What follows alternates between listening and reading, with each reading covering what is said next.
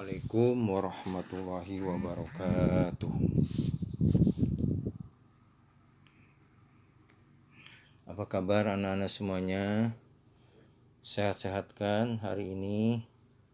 Dan semoga kita semua senantiasa diberi kesehatan Allah Subhanahu wa taala sehingga kita bisa mengikuti pembelajaran walaupun kita tetap belajar di rumah.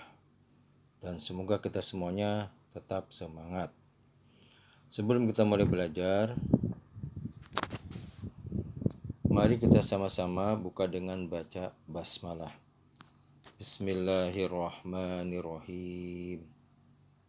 Pada hari ini, Bapak akan mengajarkan mata pelajaran fikih, babnya bab 2, melanjutkan materi pada minggu yang lalu, yaitu sekarang sholat qashar.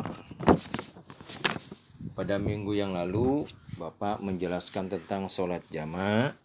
Nah, sekarang Bapak akan menjelaskan tentang sholat qashar.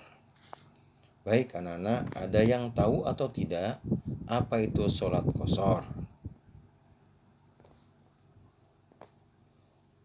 Ya, baik. Sholat qashar atau artinya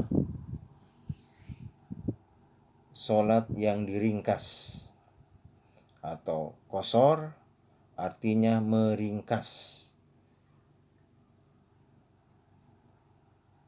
Kemudian mengqashar sholat adalah meringkas atau mengurangi jumlah rakaat sholat. Jadi kita boleh meringkas jumlah bilangan sholat yang rakaatnya 4. Kita boleh mengqashar ya. Jadi Bapak ulang, mengqashar sholat adalah meringkas atau mengurangi jumlah rakaat sholat. Kemudian sholat apa saja yang boleh diqashar atau diringkas? Yaitu ada 3 waktu boleh kita mengqashar. Yaitu yang pertama, sholat zuhur, sholat asar, dan sholat isya. Jadi sholat yang boleh diringkas atau diqashar yaitu sholat zuhur, sholat asar, dan sholat isya. 3 waktu boleh kita qashar. Berarti semuanya itu bilangannya 4 rakaat semua. Sedangkan ada sholat yang tidak boleh kita qashar atau ada sholat yang tidak boleh kita ringkas, yaitu sholat maghrib dan subuh. Itu kita tidak boleh meringkas atau mengqashar sholat. Nah, kemudian anak-anak, syaratnya atau syarat-syarat qashar yaitu yang pertama, musafir atau orang yang melakukan perjalanan jauh. Yang kedua, sholat yang dikerjakan adalah sholat yang dilakukan pada waktu itu. Misalnya pada waktu sholat zuhur, pada waktu sholat asar, atau pada waktu sholat isya. Yang ketiga, niat untuk mengqashar sholat. Nanti niatnya akan Bapak sampaikan di belakang nanti. Dan yang keempat, jarak perjalanannya sudah memenuhi syarat yang diperbolehkannya mengqashar sholat. Nah, jaraknya berapa? Nah, ini sebagian besar ulama menyatakan bahwa jarak diperbolehkannya mengqashar adalah kurang lebih 85 km. Jadi ketika kita melakukan perjalanan, kemudian kurang lebih perjalanan itu 85 km, maka kita boleh mengqashar atau meringkas waktu sholat zuhur, sholat asyar, dan sholat isya.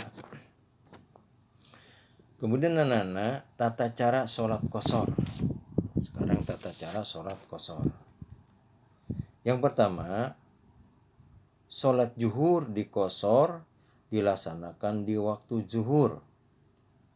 Jumlah rakaat 4 diringkas menjadi 2 rakaat. Ya, sholat zuhur. Kemudian niat sholat qasar zuhur.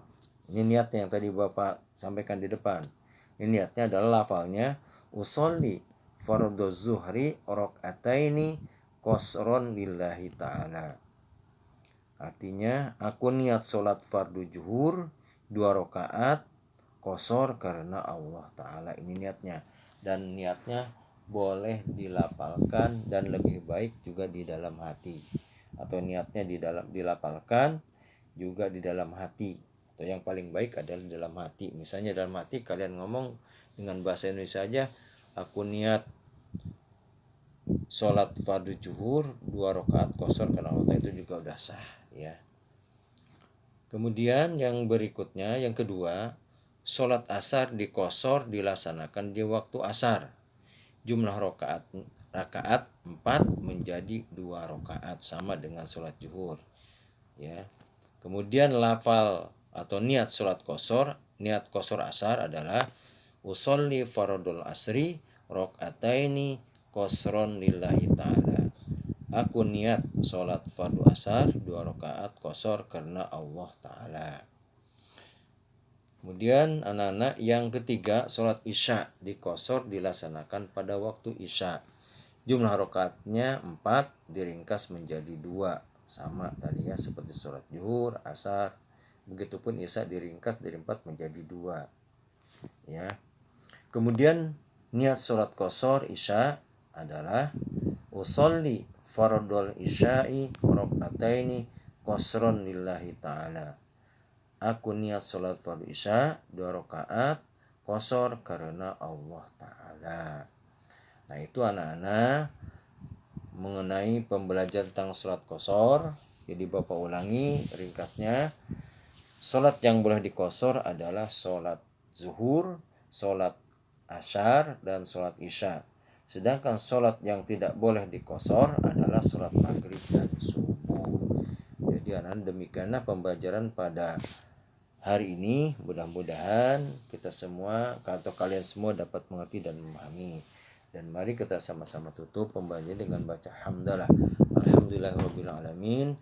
Subhanakallahumma wa bihamdika asyhadu an la ilaha illa anta astaghfiruka wa atubu ilaik. Assalamualaikum warahmatullahi wabarakatuh.